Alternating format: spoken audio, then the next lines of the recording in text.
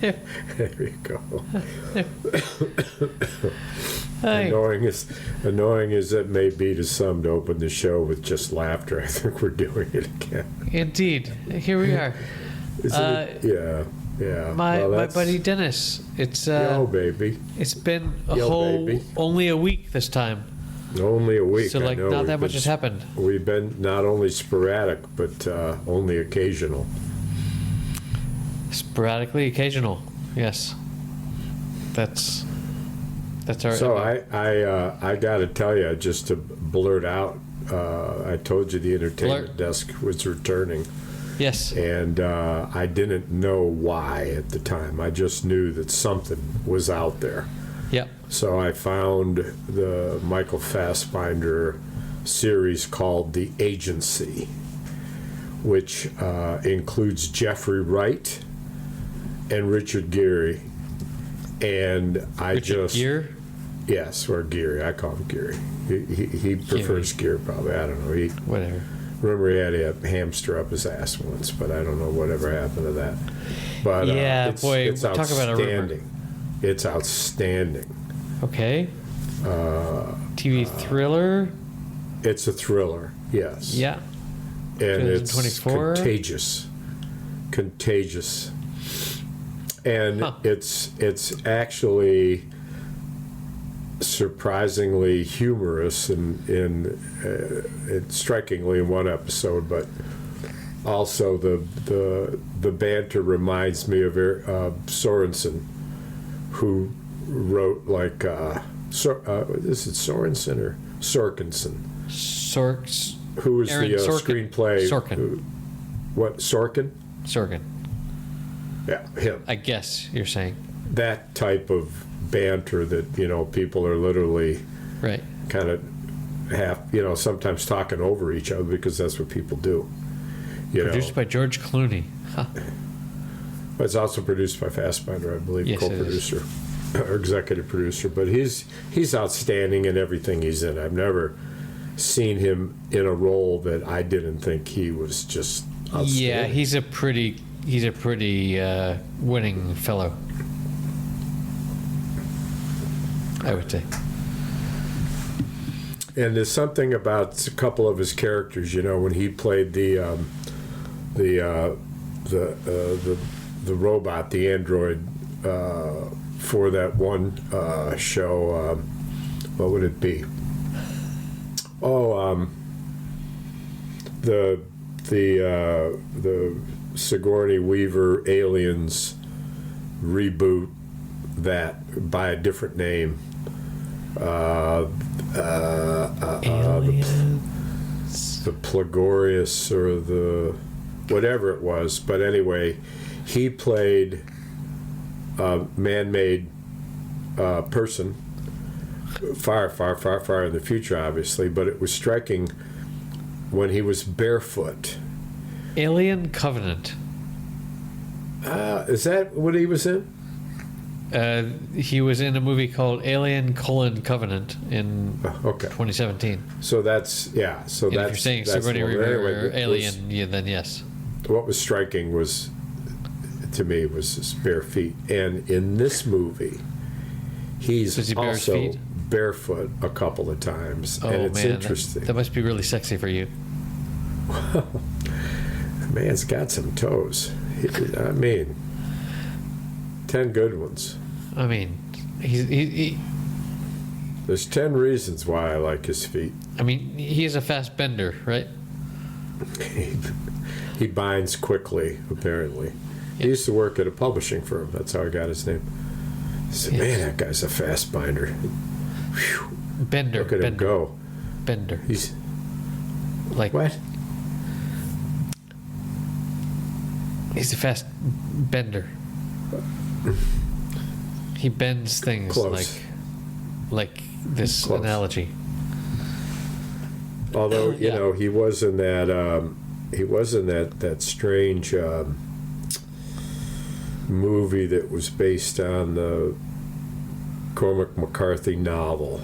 Or no, he actually wasn't a novel.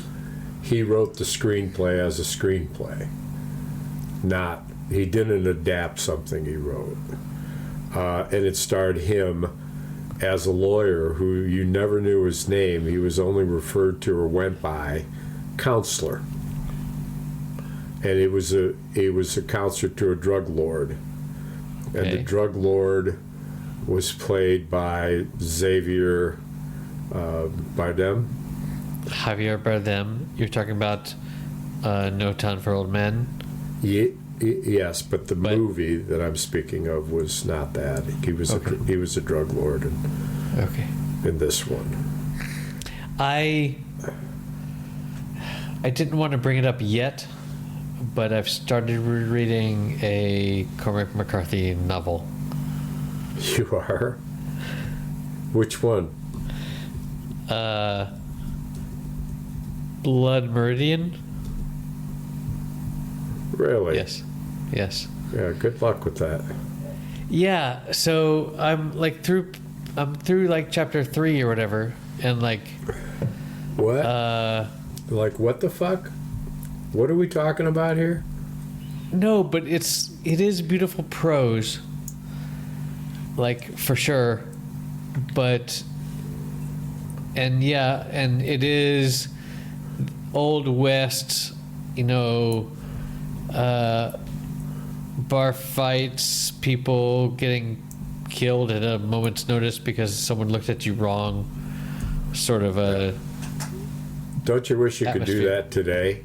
Imagine how less crowded bars would be. All the time, yes. Whenever I go to a bar, I'm like, boy, I would totally just slaughter this person because he looked at me wrong. Yeah. Oh Lord. So I will get back to this later as I get further along, but the fact that you brought up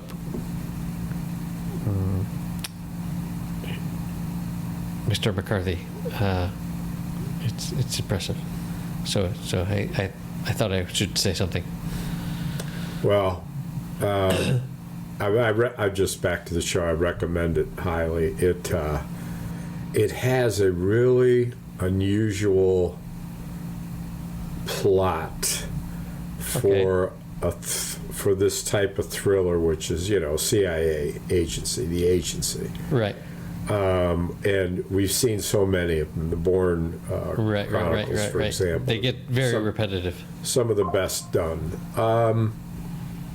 Yeah, and for the first couple, further explanatory, but then by the time you get to the fourth one, it seems like been there, done that. But one of the things they did with Bourne series was they added another actor.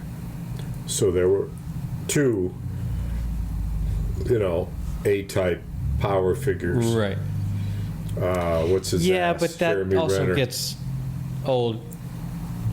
Yeah, sure. I thought they did a good job. Yes, and I'm glad that they've stopped.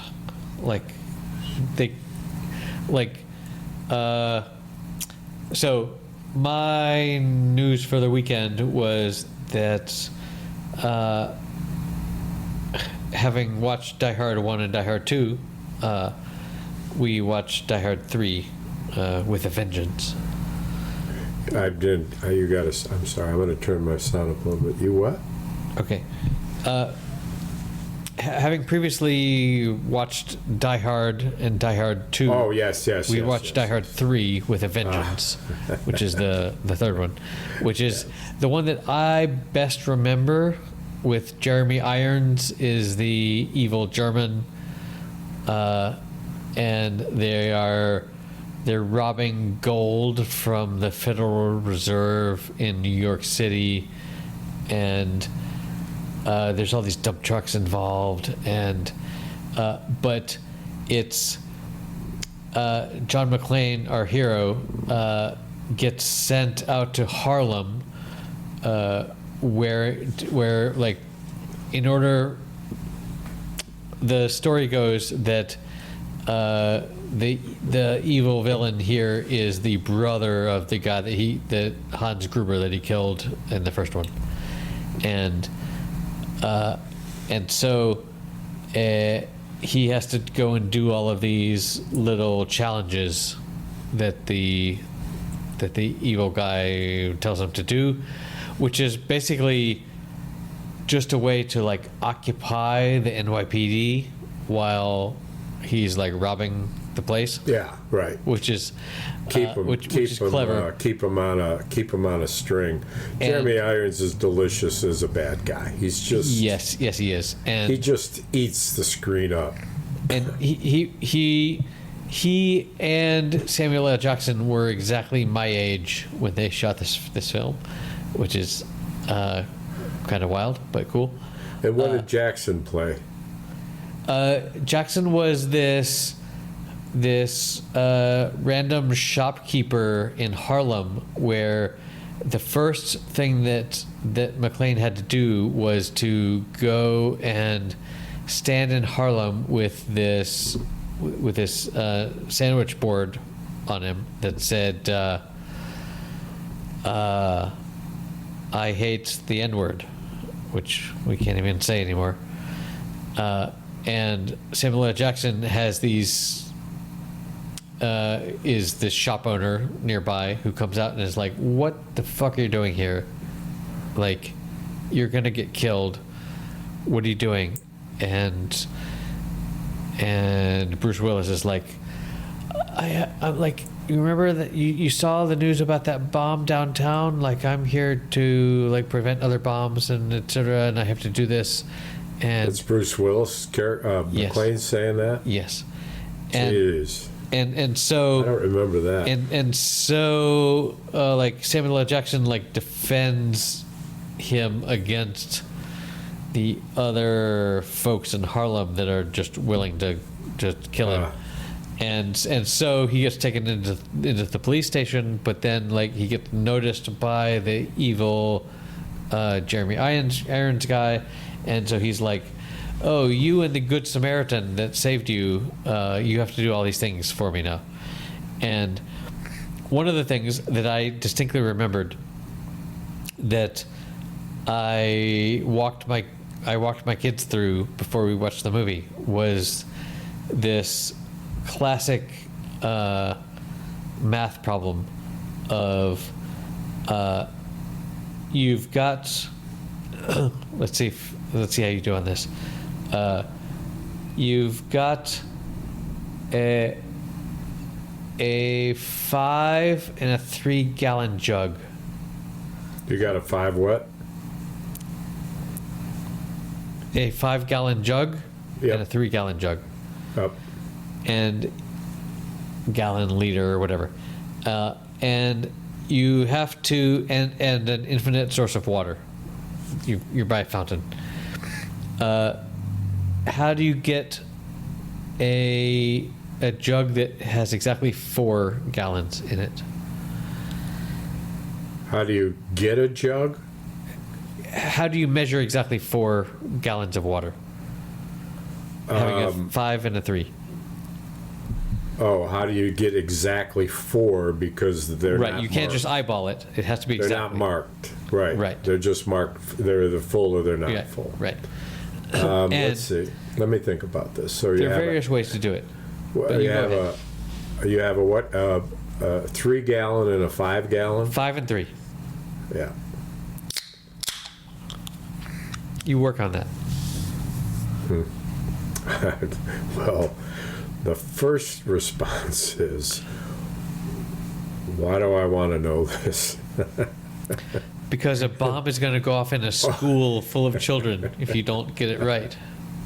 Oh, that's great. That's the premise of the movie. Yeah. Well, that. So would make it. the idea is, obviously you can't have 4 gallons in the 3 gallon jug, so it has to be in the 5 gallon, right? Yeah. So you empty the 3 gallon jug, and then you take the 5 gallon jug, and you empty it, and then you have 2 gallons, and then whoa. double it. Empty? No. What? Yeah. Yeah. And then you double it. And then you double it. That's easy enough. Yeah. Okay. You Just mark double it and double it. Mark it, measure it, and double it. Yeah, so there turns out there's a bunch of solutions to this. Like, I came up with one, my wife came up with another, and then later, while I was lying in bed, I came up with another one. But one of them is the one that makes the most sense to me is you take the 5-gallon jug and you pour it, you fill it with 5 gallons, and then you pour it into the 3 and to the top, and then you know that you have 2 in the 5, right? Yeah. And then you throw away all the stuff in the 3-gallon, and then you put those 2 into the 3-gallon. So you've got 1 gallon available, right? 2 gallons available. No, you had 5 in the 5, and then you filled the 3, so you have 2 gallons left in the 5, right? Yep. Okay, so then you empty the 3, and you still have 2 in the 5, and you put those 2 into the 3, right? Yep. So you've got 1 gallon left of air. In the 3, correct. 3. And then you fill up the 5-gallon all the way to the top, and then you fill to the brim the 3, filling the 1 Yes. gallon left, and then you Very got 4 good. in the, yeah. So you that's create one of the a 1 solutions. gallon. Yes, that's very good. So, but very good. there's a bunch, and I was disappointed. Like, I remembered this being more of the plot of the film than it was. Like, watching it, it was like they were already halfway through solving it by the time, like, they cut back to them, and they were like, "Oh, let's just do this, and then we have 4." It's like, I was disappointed. But two crazy things that I noticed about this film. 2 very prescient things. This was a film from 1995. Okay, and one was this throwaway line that when the bad guys were the bad guys said, okay, we're monitoring all of the police radios. Like, if anyone says anything over the police radio frequency, the bomb will go off.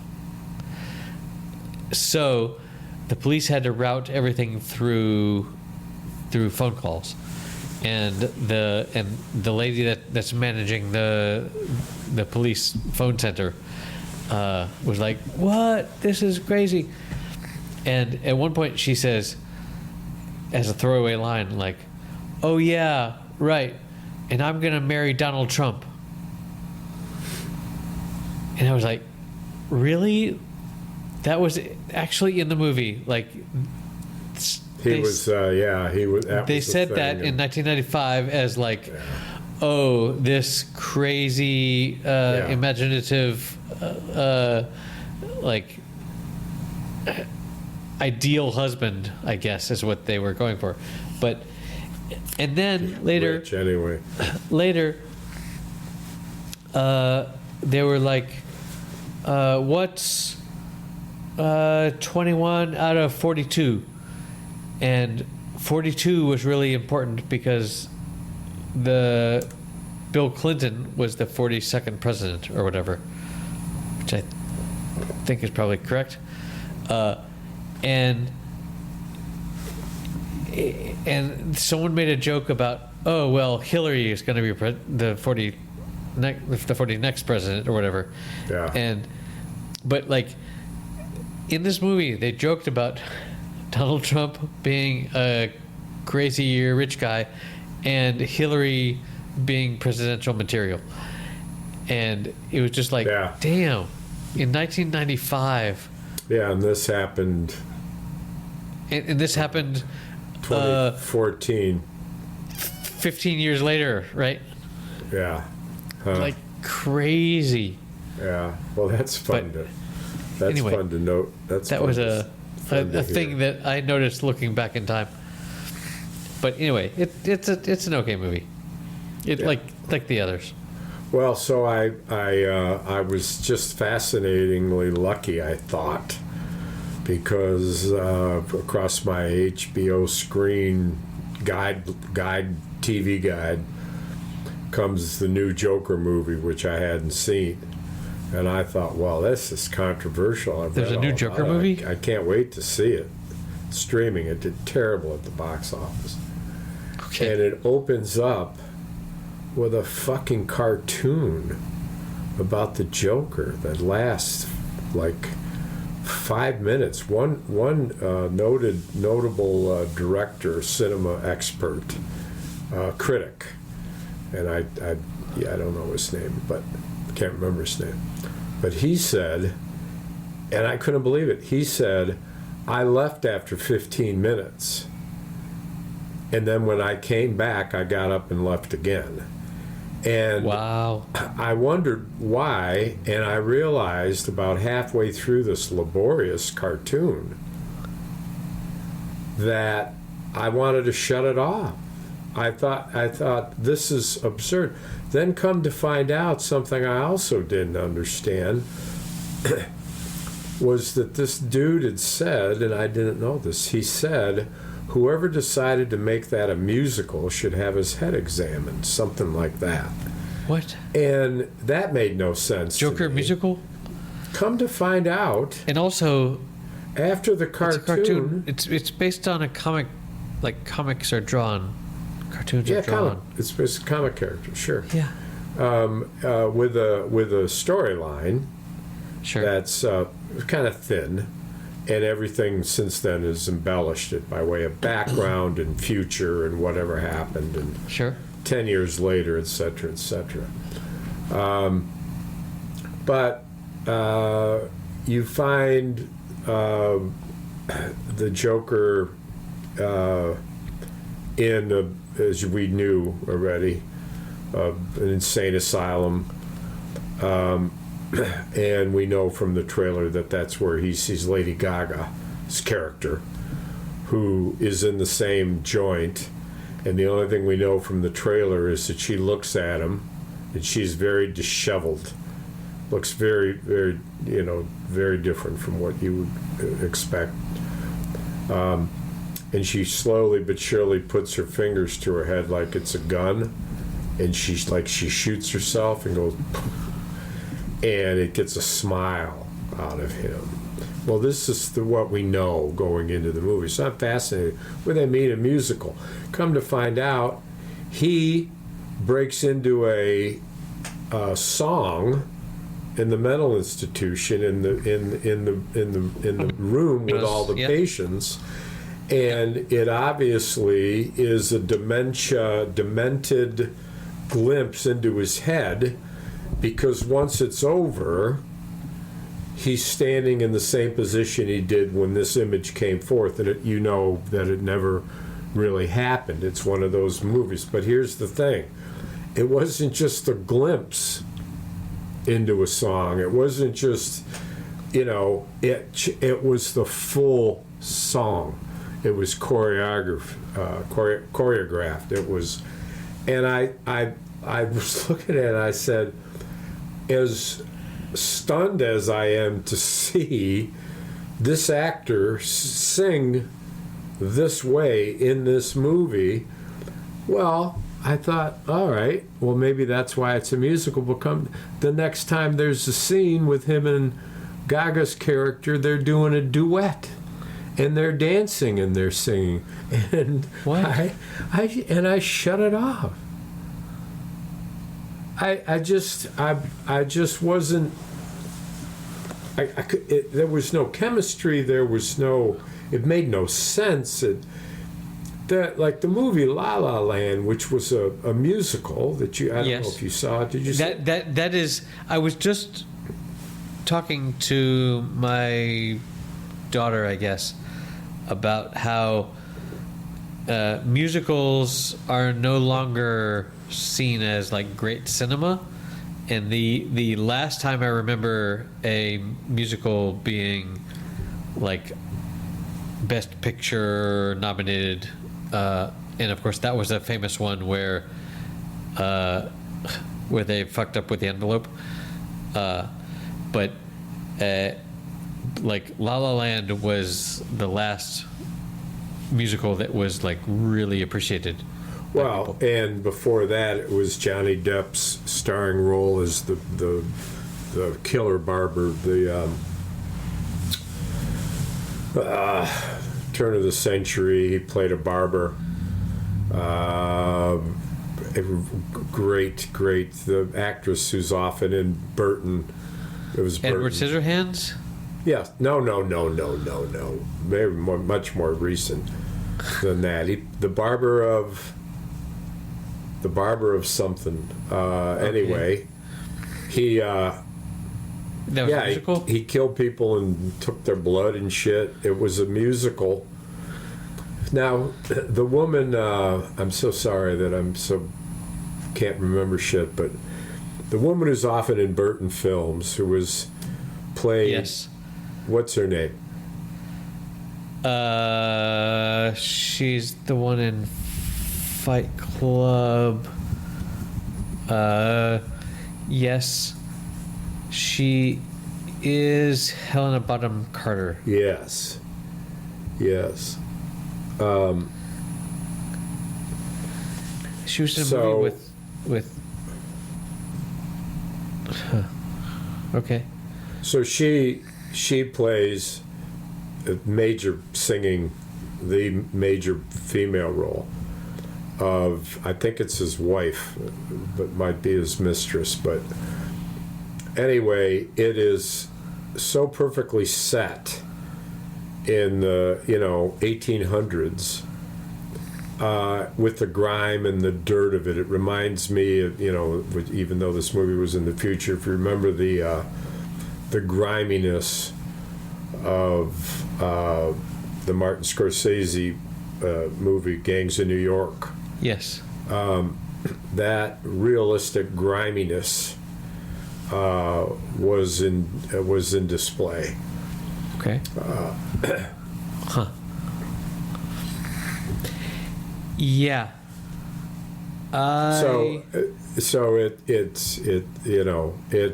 Anyway, I mentioned that by way of the vein of discussion about musicals, because it too was heavily nominated, and one of the reasons is that, like La La Land, the singing was secondary to amazing characterization and acting by incredibly capable actors. Right. And so the question is always, with a musical, is can they pull it off? Yeah. If you're trying for that genre, or you're the other musical type, which requires even more pizzazz, is like Grease, which is a movie that is not at all about anything other than the plot that ties the songs together. Right. That gives them an excuse to dance and sing, because it's got like 38 fucking numbers. I mean, there's less dialogue than singing in Grease, whereas these others, it's part of their they're just one is trying to tie a song to another song via narrative, and the other is, here's a narrative and we found a place to put a song here, or whatever. I just want to say, disagree with that. This is the way I would describe it, is that I want to say, tell me more. A musical intends to be able to tell a part of the story more clearly by singing it. Yes. That it enhances your understanding of the character and of the ambiance, or the environment that the movie's trying to bring you into.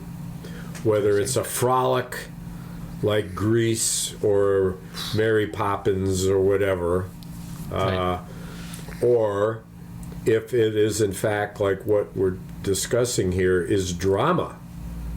The barber, did we figure out the name of it? Barber filmography movie? For Helen Carter. Yeah, I'm looking at it, and there's when was this? 10 years ago. Les Mis, Great Expectations, Dark Shadows, Harry Potter, The King's Speech, The Lone Ranger, Night Will Fall, Cinderella, Suffragettes. Nope. This is a movie, right? Oh yeah. She's got so many. It's like Charlie and the Chocolate Factory, Corpse Bride. This was a maybe I have it wrong. Big Fish. I don't think I do. You have to go to Johnny Depp. I don't know if you want to do that. I can plumb the depths, as they say. I mean, he's got quite a career too, but like filmography. So we're talking. It's not the Lone Ranger. That like they correspond there. Johnny Depp is a barber. Yeah. Okay, Johnny Depp barber. I'm not crazy about this. I'm not insane. Sweeney Todd's The Demon of Fleet Street. The what? The Demon Barber of Fleet Street, a There you go. 2007 film. Crazy. Musical. Yes, well, it's got Johnny and Helena and Alan Rickman. What's it called again? The Demon Barber of Fleet Street. Yes. Never heard of that film. That's crazy. Well, who would have? Whatever. no, I did. All I right. highly recommend it. Link in the show notes. Crazy. Little did you know I had you stumped. that's not easy to do, and it's not particularly frequent. 2007. Wow. Yeah, that was a couple years ago. So we were talking about musicals. Yes. It's.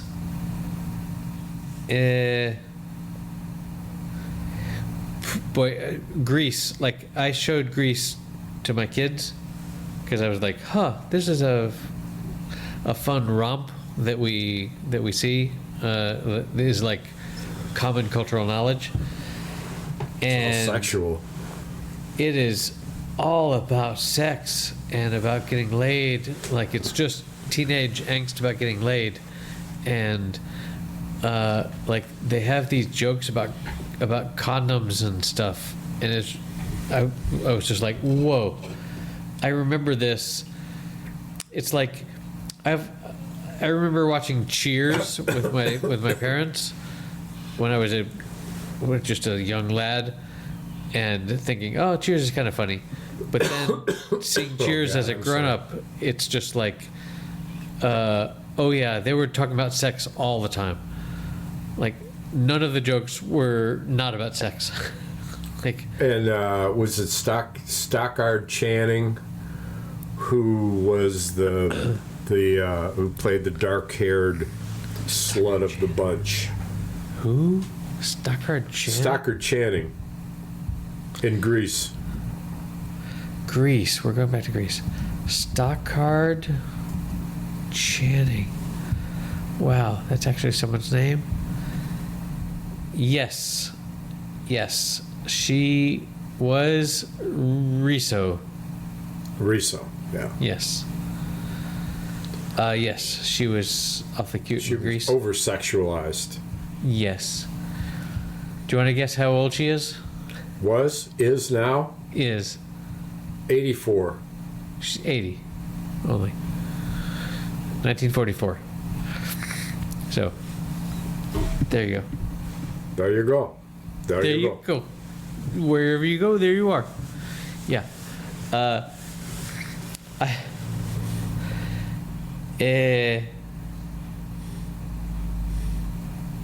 Let's I'll see. tell you a little story. Yeah, tell me a story about this week. I've got a couple, but this dude, come to find out that the dude who's the manager down at the Thunderbird where Mojo Riot plays, that he is co-manager, co-owner of 2 joints in Grand Rapids, which is, as you know, a little short of an hour from here based on traffic. And he wanted us to consider playing at one of these 2 joints. So I met him there yesterday on the way back from fishing. I went to Pierre Marquette, did not get skunked, caught a beautiful, beautiful little brown trout, but that's all. Nice. And also fished the Muskegon River for what it's worth, if you're taking notes. But anyway, I do. To the point, and showed up where he said to meet him, which is at what I would call the second place. It's a corner bar called Dublin Hall, and it's very, very nice. And they serve Smittix on draft. So of course I remarked, Yes. this is already one of my favorite bars. Yep. Where else can you get it? And then I walked from there to the other place he runs, which on the way, which was 2 blocks away, and in between those 2 blocks were comprised of Van Andel Arena, which, if you know anything about Grand Rapids, that's the major auditorium in the city. Okay. And so as a result, all around there was just all sorts of entertainment and bars and coffee houses and restaurants and shit. And I have a question. Is there a river? yes, Are there rapids? yes, Are they grand? yes. Cool. Okay. Continue. What's the next question, though? You don't want No, to miss continue. the opportunity. Did No. I fish there? Oh yes. Did you fish in the grandest of rapids? Of course I fished there. What a ridiculous Fuck question. yes. Did you I catch told anything? you the story where I was standing at the base of the falls, and I couldn't believe that I was thigh high with the water bouncing all around me, Thigh high. bouncing all around me, throwing into a school of fish. And the thunderous motion of that grand river, Yes. and the churning of that Grand Rapids. Churning urn of burning funk. So I've said. Anyway, so I went to this other place called the Grand Woods Lounge, and very nice decor, and to the point, an indoor-outdoor design that when I got there, obviously the middle of the winter here, they had put up a false wall so that there was an indoor place that held 100 with a stage inside. But in the warm months, when you take down those false walls, well, they're walls, but they're not retractable, they take down, you move, Yeah. pull them right away, take them down. There's another seating for another 30 or 40 people outside. And Okay. it's ideal for a band because you can't get wet. And you still can advertise you're playing outside. I mean, it's a big deal. Outside, no wet. You know, Nice. bands lose everything when they get caught in a rainstorm. Yeah, so few instruments work well in the rain, in my experience. Like, what's the best wet instrument?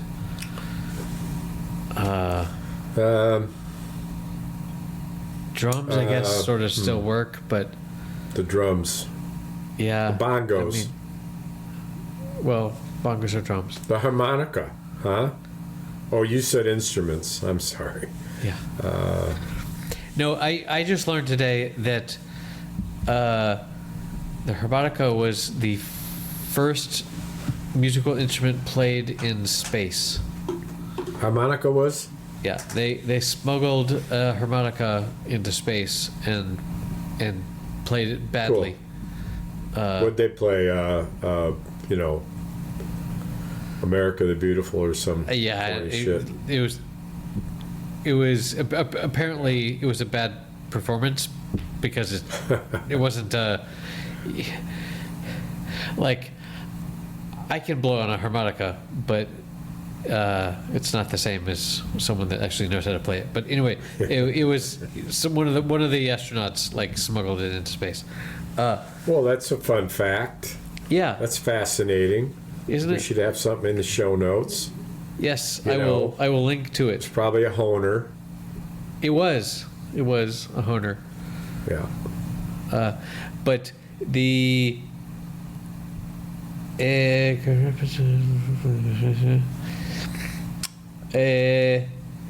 So this,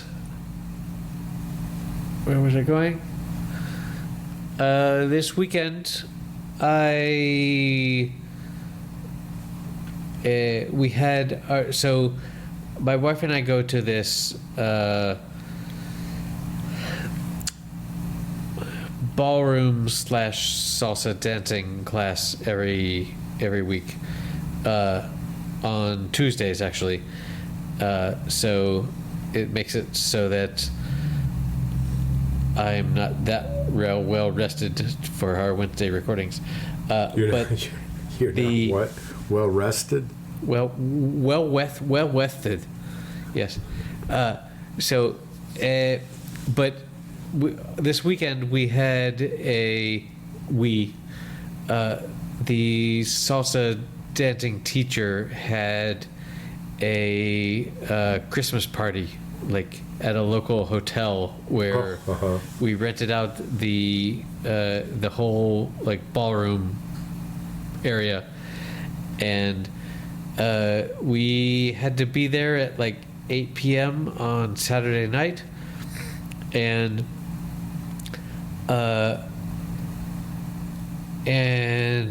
then we all were assigned by our class, like we were assigned because he does classes all over the week in all over the region. We were assigned to tables with people from our class, and we sat and dinner was served at like 11 p.m. or something. Oh my God! So Well- what was dinner? Beef?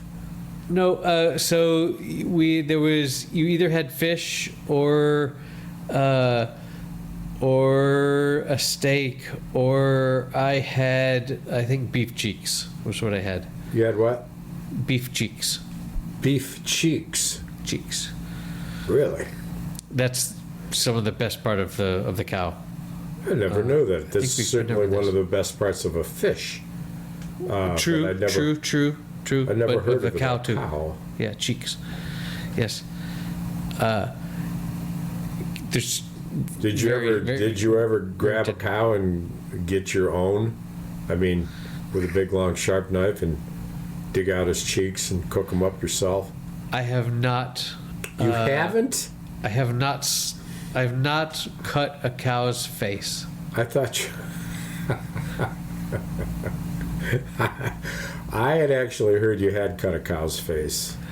But Well, then I again, mean that one that then cow again- insulted then me. Again, That cow I insulted think me. they were talking metaphorically Right. that you I cut would- a cow's face. I don't yes. want to know the story about Yeah.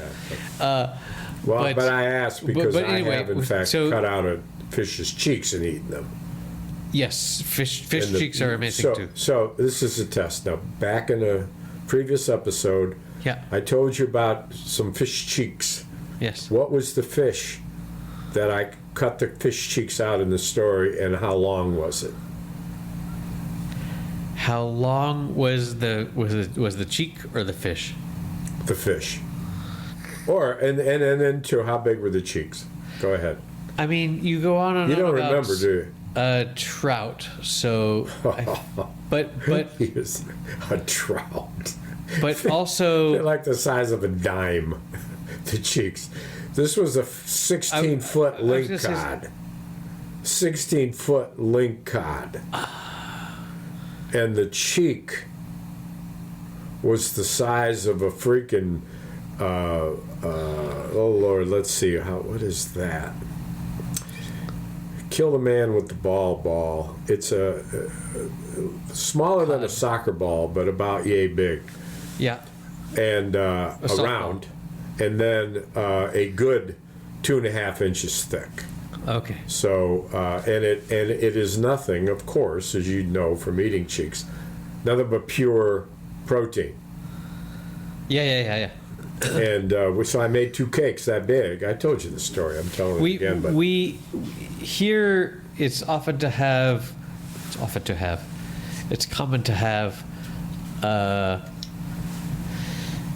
ventresca, we call it, of like tuna. Trueness? Tuna cheeks. Tuna.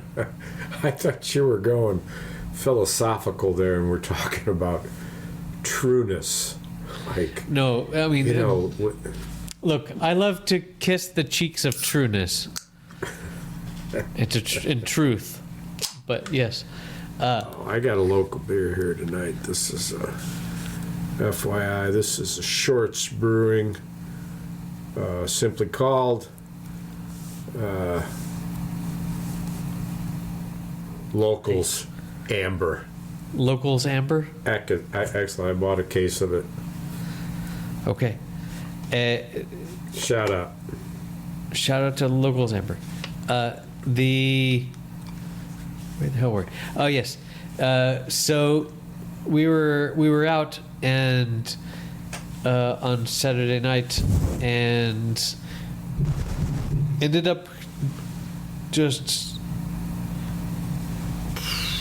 so there were some dance exhibitions by the like the previous year we went and there were like the dance teachers and there had so many exhibitions and stuff, like we never actually got to dance as like attendees. Really? Which sucked. But this year was much better. It was a show? There was too much show, and this year was much better. They did a little bit of that, but I'm shocked, Eric. But then we ended up. This makes no sense. Long story short, we came home at like 6 a.m. Wow. So we were out all night.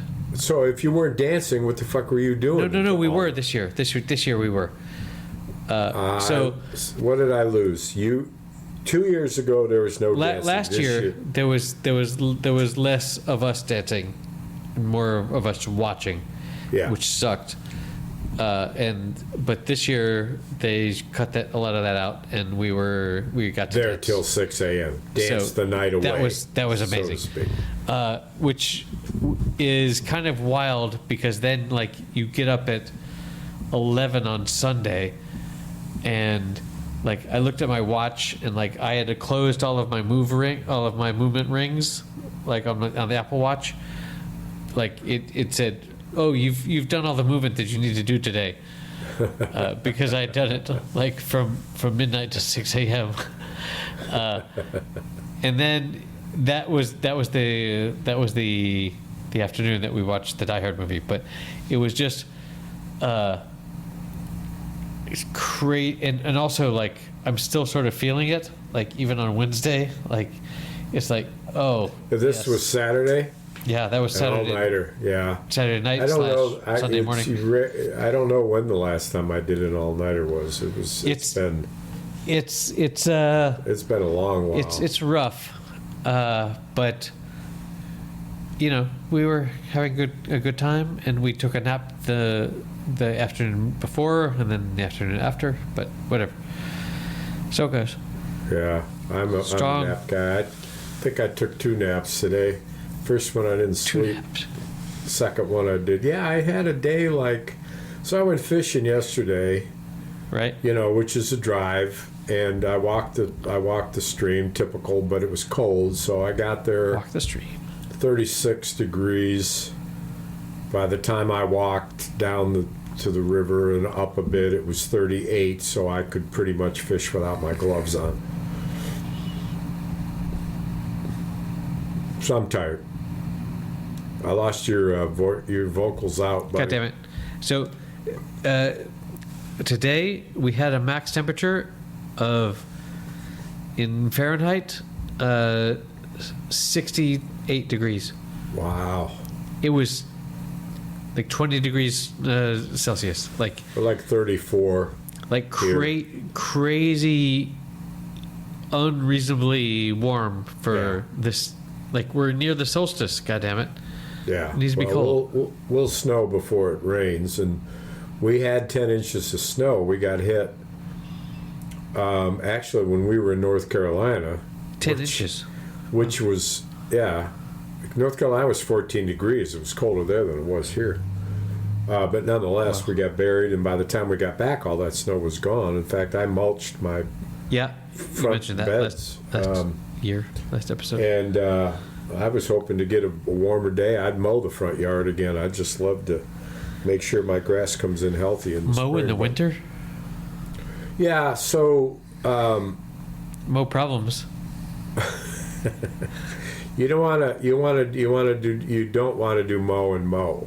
You want to stop, but if you leave your grass long all year long, it grows the roots. And if you cut it shorter in the winter, my theory is that because it's well fertilized with leaf clippings, because I mow my leaf clippings into the lawn, then the overwinterization, the dormant season, when those roots spring fresh in the spring, they don't have so much grass above them to support, so they have a burst, and it just is less work, I think. I don't know. That's a theory. The only time I ever cut my lawn short is the last cut of before the winter, and I didn't do that this year because I was busy. We did get the insurance issue resolved at that other property, which is $7,000 later. Got the go-ahead that we're allowed to get insurance. But just, well, bullshit. I have a tool of the day callback to last episode, where you mentioned that you received as a birthday gift a little long thing that lights that you can light a candle or something. After hearing that, I did some research and I ordered one, and it's amazing. I love it. And you use it to light candles? Yeah, to light candles. What else do you use it for? I mean, I don't want to be convicted of arson, so I can't really tell you any of the other things that I've lit on fire. You mean again? Well, yeah. I mean, right. I mean, I know it almost goes without saying. I don't think our listeners know about your as an arsonist. Your arsonist history. It's pretty fascinating. I don't want to divulge all the things I've lit on fire this week, but it's a clever little gadget. And if I don't talk to your wife in the next 5 minutes, I'm calling the authorities. Well, why? Because you burned her. Well, I mean, yeah, no, we're all. It's okay.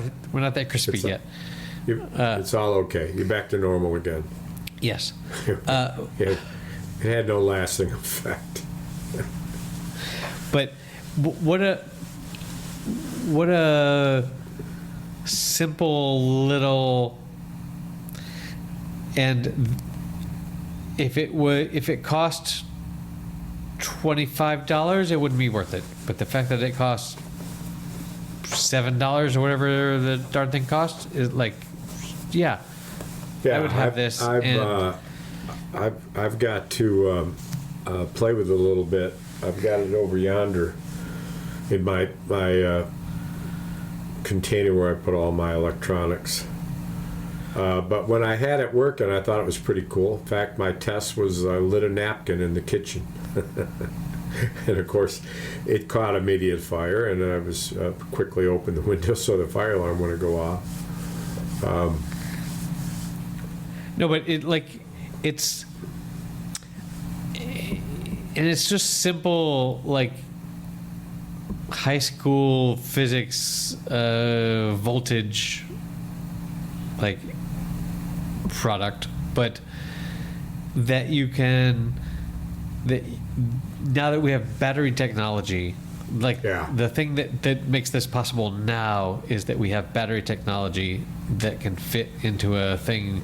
Well, and you're right, it is bigger than a pen, but so pen-ish. The other day, before I had gotten this gift, yes, I was roaming the World Wide Web and came across surfing, they call that, a little and little film clip that showed a woman who took out a piece of gum and unwrapped the gum and used the cellophane. Yeah. And then took out 2 batteries that she had in her pocket. Yep. And she created a current. And with that current, she created a flame. Yes. And it was remarkable to me because it's the first time I'd ever seen it. And of course, it's the easiest possible, cheapest possible way that if you don't have matches, or wet matches, which is what the problem ends up to be. I got plenty of matches. They're fucking soap. Okay. I've heard of that experiment, demonstration, or whatever. I remember when I was in Boy Scouts, and we were selling tickets for something, like some sort of like to the town fair or something, and however many tickets you sold, you got credits to cash in for something or other. And at one point, one of the things that I got was a flashlight. I was like, oh wow. But another thing that I got was this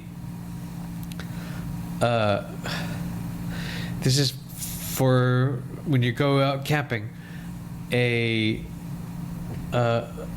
waterproof matchbox. Uh-huh. It was like what you used to store a roll of film in. Yeah. It was that size, but it was to put matches in, and you could unscrew it and put well, that thing in in. fact, and it was like used film canisters are a very useful waterproof. Yes. Right. I used for when I was a substances. camera buff, and we had something called film. Right. They came in those containers, and they were watertight, certainly, and light tight. Light tight. Of course, first and foremost. Because I just mentioned the film canister as the right size, but yes, and to think, and then when I was a Boy Scout, I guess I went one time camping with the Boy Scouts, but it wasn't that interesting. I don't know, whatever. My Boy Scout career was. I got kicked. I never made it to the Boy Scouts. I was kicked out of the Cub Scouts, which is really bad. I can't remember what the hell I did, but I got in trouble. It was a weird situation where I would I don't know. Whatever. What we're talking about? That I bought this thing that you recommended. So I got one sports desk item. Please. And I only do it in worth passing. Is that, as you'll appreciate, my favorite team, Detroit Lions, played my as it turns out, my second favorite team, the Buffalo Bills, that I grew up with, in a showdown. And between the two teams, they scored 86 points. Each quarterback threw 5 touchdowns. It was incredible. And we lost in Detroit, and we lost 3 more players. We've lost a total of 13 defensive starters, including our best runner and our most prolific quarterback pressure point. We lost them both during this Bills game. We are lost them to injury for the year. Torn MCL.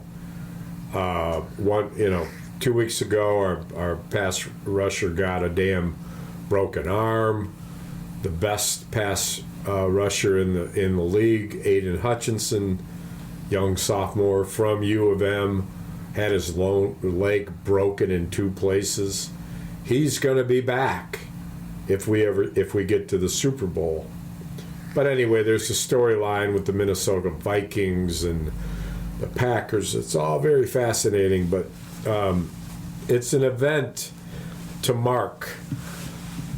These two teams played each other in the sense that it's the first time in my life, 71 years now, that I ever cheered against the Bills. Never did it before. And it was really fucking weird. And in the strange sense, I was proud of Josh Allen, but couldn't bring myself to feel it or say so, that's for sure. Because I was really pissed we were losing. I really wanted to beat them. Yep. So now we're in. Anyway, that's kind of a historic note for the future. I have some. Can't explain why I know this, but are you aware of who is the new football coach for UNC? A fellow by the name of Belichick, who I understand. Yeah. He's convinced Tom Brady to enroll at UNC as a freshman so that he can once again be a winning coach. What a crazy You know where his dad coached there for 2 years. Belichick was brought up as a Tar Heel. It's a dream come true for him. Yeah, it's like Williams, who went to coach basketball for UNC. He left Kansas. He was in a premier program. He went back because it's his. Right. He's one of them. So what a religious, like, hallowed ground sort of just desire to. Right, return to your alma mater. How often did Belichick use Latin to describe where he's headed? I mean, not much. I don't know that he went there, actually. I'm not sure that he did. Frankly, if he did, you would think I would know it because it would have been part of the story. My guess is he didn't. If he went to college at all, he must have gone to college. He was a football player, I think. He was born in Nashville.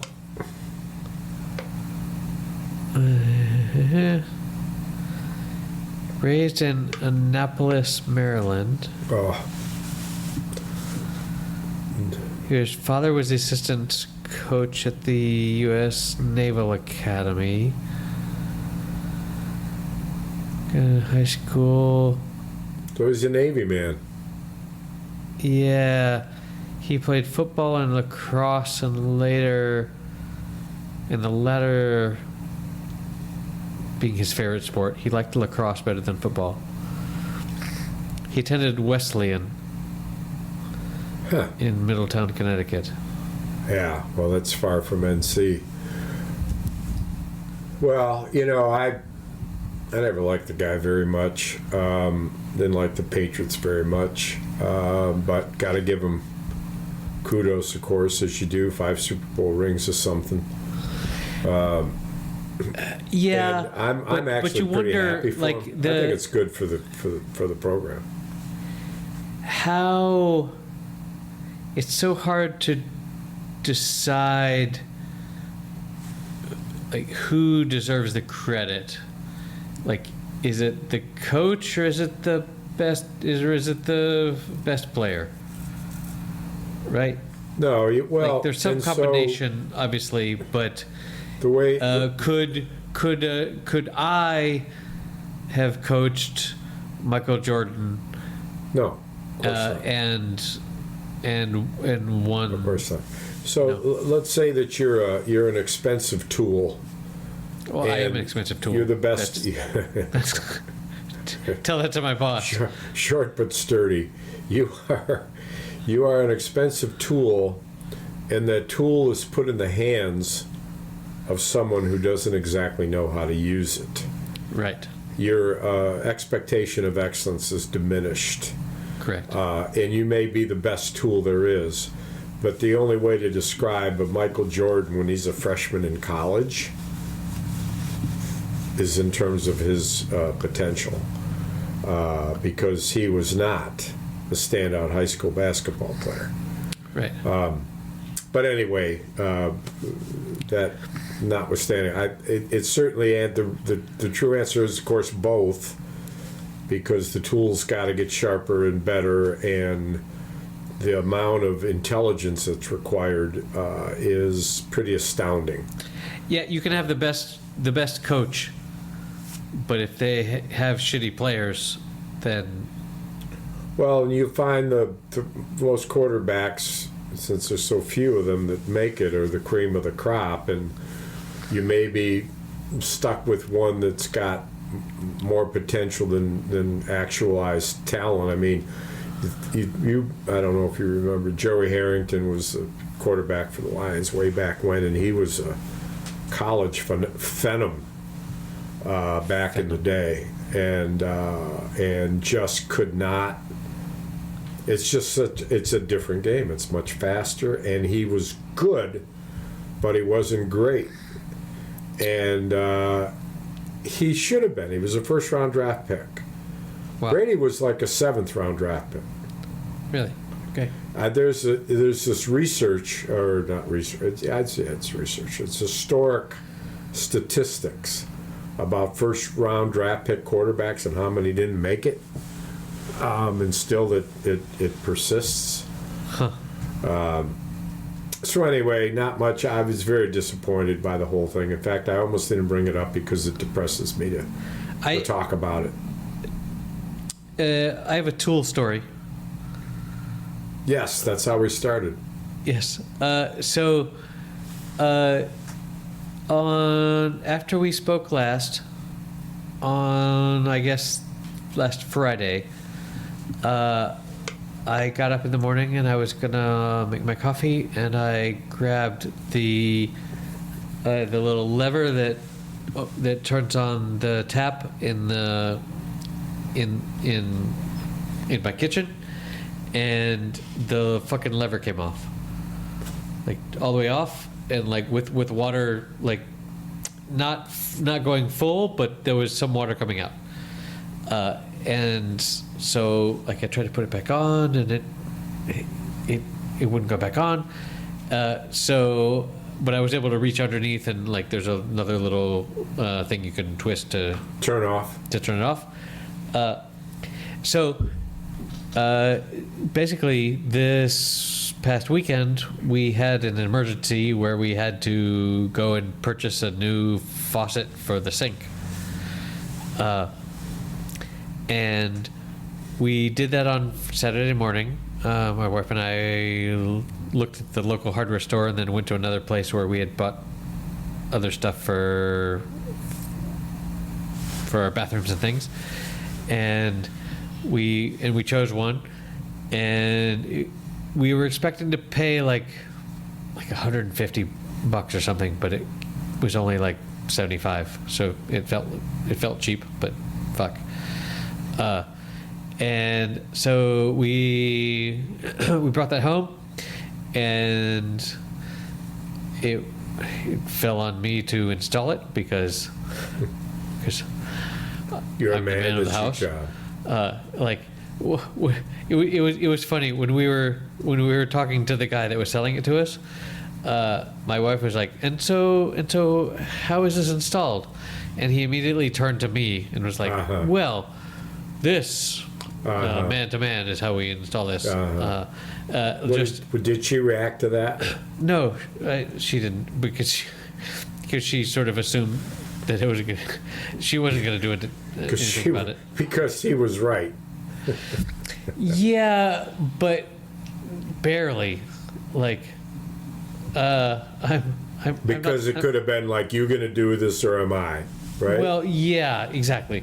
And so anyway, we got back home, and it was actually harder for me because I barely fit with my shoulders and stuff underneath the sink to where I could reach up and do it. That's the worst part of it, always with plumbing. Yeah. Access. And so like 5 or 6 years ago, 10, I don't know, we had trouble where the faucet was sort of loose, like it wasn't really well attached to the counter, and we had a plumber come in and tighten that shit really fucking tight, and so what the result was, it was so tight that like I couldn't move it. It was easy to And it was up in a weird angle, and like you didn't have any of the spray that you put around stuff to make it loose. And no, I mean WD-40. I hadn't thought about lubricating. Oh, that's what you needed. That's what you needed. But a little spray. Well, yeah, Let maybe. it penetrate. It'll come off in a minute. But so I was up there and I couldn't really grab onto the I looked at the new installation and what it looked like, and I was like, okay, what I have to screw under here with the new thing looks like what I see when I look underneath. So I more or less can like visualize what I have to do underneath to get this thing out, but I just couldn't. And my wife tried, and she fit under there better, but like she also really couldn't move any of the things. And so I ended up going down to my neighbor, who is a lot more handy than I am, but he wasn't there, but his son was, who's like 20 years old, 22 years old probably, who was like worked in like workshops and with cars and shit, and I was like, hey, this was like at noon, and I rang the doorbell, and he was like just waking up. He was like, oh yeah, what do you need?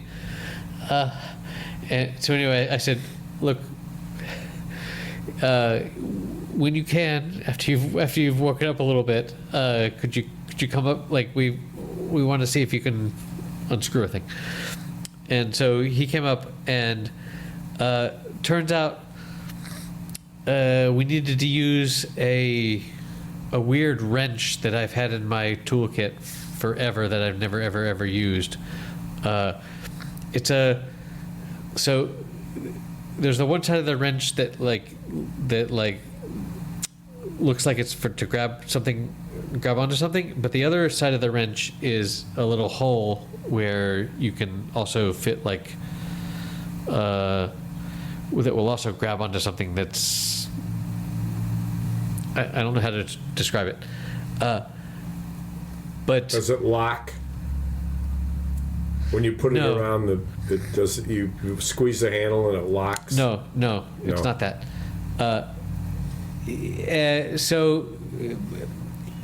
So this tool, which is called, anyway, it's a wrench with a hole.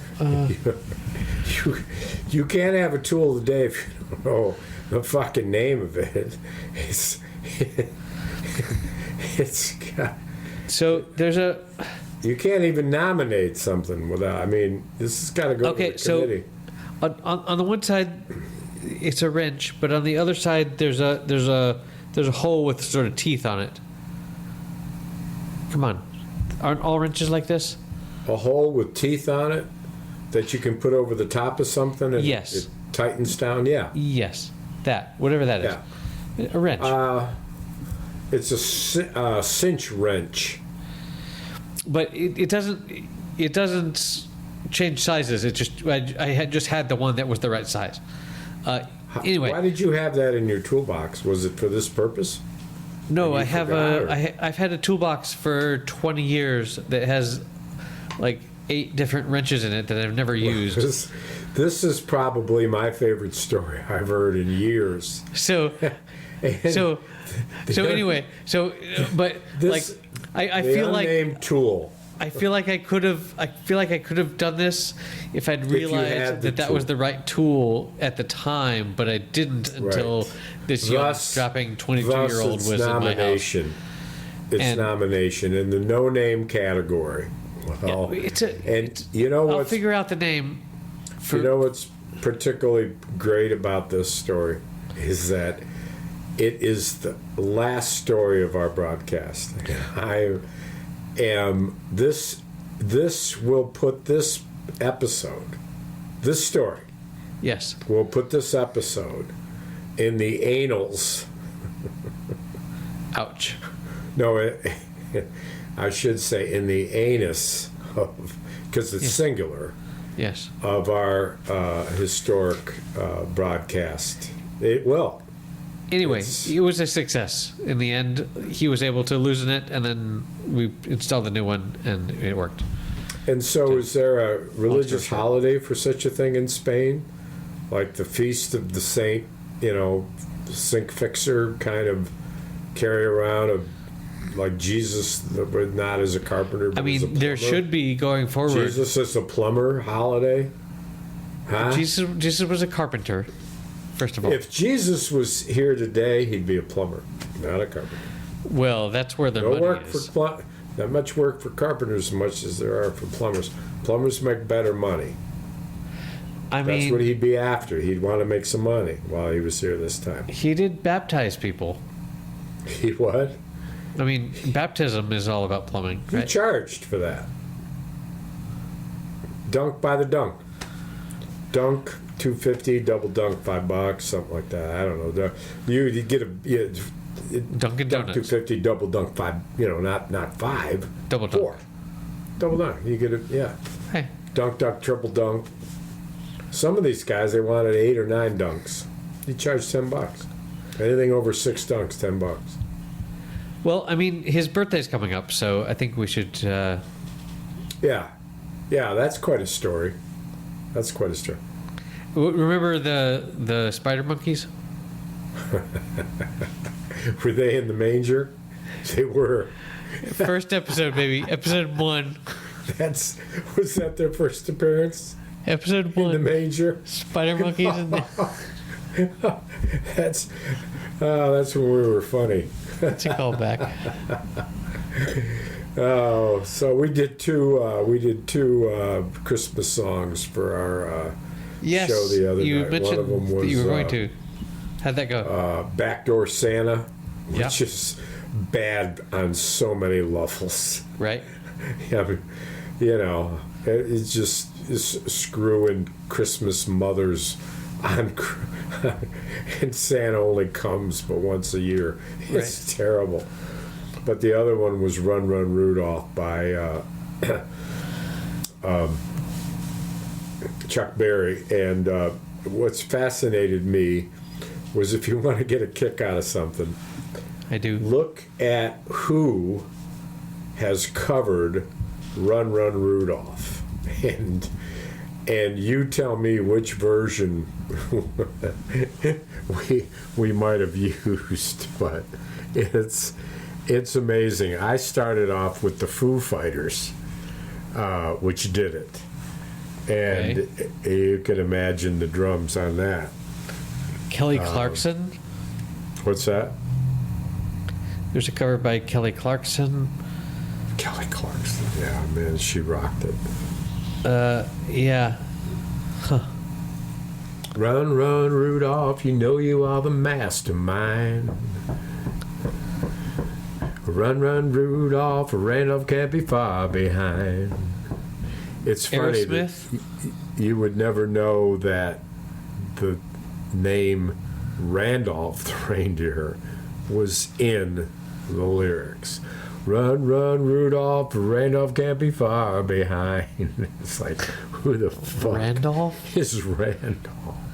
I mean, that's the past tense of Rundolph. He's running. He's got to do good because he's got a competitor, Randolph. You know, Rudolph asked a girl, "What would you like most to get?" "I want a baby doll that can sleep burp and wet." And Rudolph took off like a saber jet. Run, run, Rudolph, little far behind. Tell Santa got to hurry. Tell him he can take the freeway down. That's the background. Well, we did a pretty good job with it, I thought. Anyway, I hope to send you some recordings soon. I'm out, brother. Please do. Got shit to do, so dude. Run, Run, Rudolph. Merry Christmas. Run, run, Rudolph. See you. Run, run, Rudolph, you know you are the mastermind. Run, run, Rudolph, Randolph won't be far behind. Okay, that's a merry end to episode 237. You can find the show notes at happyhour.fm/237. Lots and lots of links in there this week with links to all the TV shows and movies and stuff that we talked about, as well as links back to the previous episodes that we referenced. You can support the show at patreon.com/happyhour, and we wish you all Merry Christmas.